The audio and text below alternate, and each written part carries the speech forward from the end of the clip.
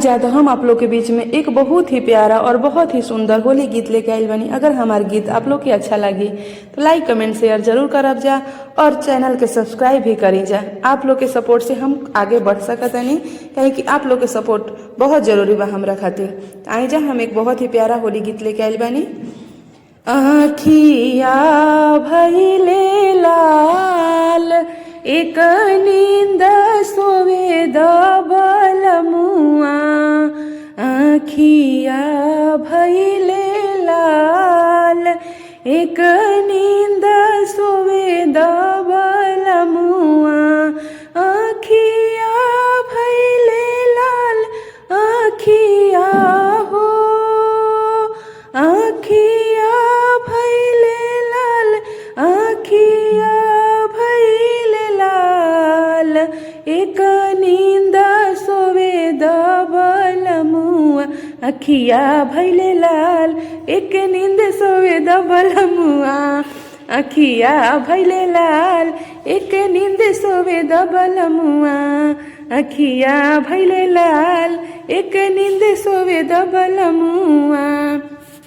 छोटकी नदिया हो जग गइल बाड़ी, जग गइल बाड़ी हो जग गइल बाड़ी, लगले में सासू अम्मा पीटी है केवाड़ी, पीटी है केवाड़ी हो पीटी है केवाड़ी।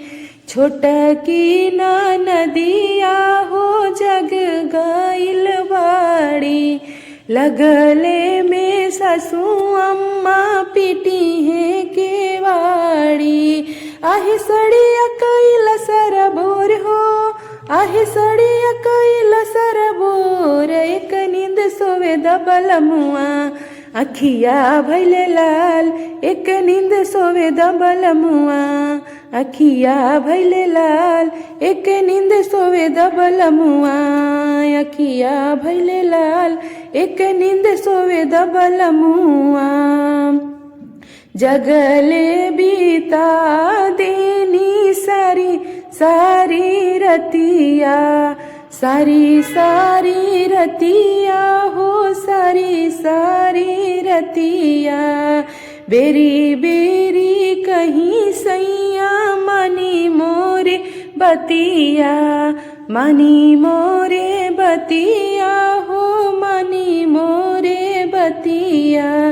जगले बीता देनी सारी सारी रतिया, बेरी बेरी मनी सैया मनी मोरे बतिया।